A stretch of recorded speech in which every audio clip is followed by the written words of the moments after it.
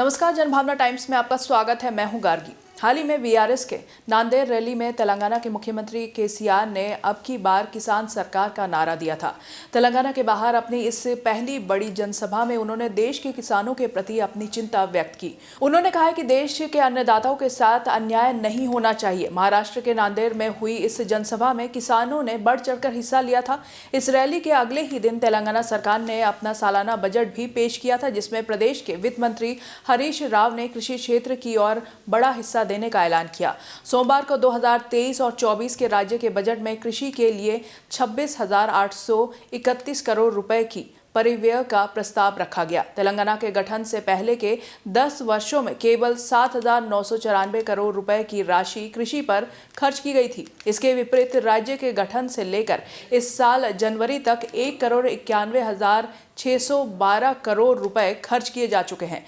कृषि क्षेत्र में की गई उपलब्धियों को गिनाते हुए हरीश ने कहा कि तेलंगाना में खेती का क्षेत्र 2014 में 131.33 लाख एकड़ से बढ़कर 215.37 लाख एकड़ हो गया है।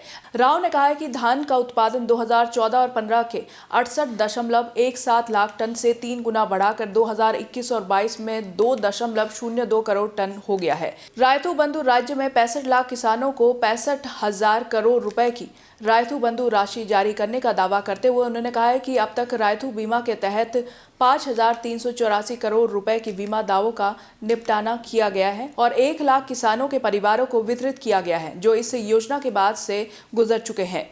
वित्त मंत्री ने कहा है कि 2014 और 15 में 24 लाख टन धान की खरीद की गई थी और 2022 और 23 में अब तक खरीदी गई मात्रा बढ़ाकर 65 लाख टन हो गया है। उन्होंने ऑयल पाम प्लांट्स, फर्टिलाइजर्स और ड्रिप इरिगेशन जैसे ऑयल पाम की खेती के लिए 1,000 करोड़ रुपए की सब्सिडी देने का प्रस्ताव रखा। राज्य सरकार ने ऑयल फार्म की खेती के तहत क्षेत्र को 20 लाख एकड़ तक बढ़ाने का लक्ष्य रखा है। हरीश ने कहा है कि भेड़ वितरित योजना के तहत 7.3 लाख भेड़ इकाइयों को खरीदने के लिए 11,000 करोड़ रुपए खर्च किए गए हैं और इसमें मांस उत्पादन 2014 में 5.05 लाख टन से बढ़कर 2022 में 10.85 लाख टन हो गया है, जिससे तेलंगाना मांस उत्पादन में 5वें स्थान पर है। बाकी खबरों के लिए आप हमारे वेबसाइट www.thejbt.com को लॉगिन कर सकते हैं। देश और दुनिया की बाकी खबरों के लिए देखते रहिए जनभावना टाइम्स।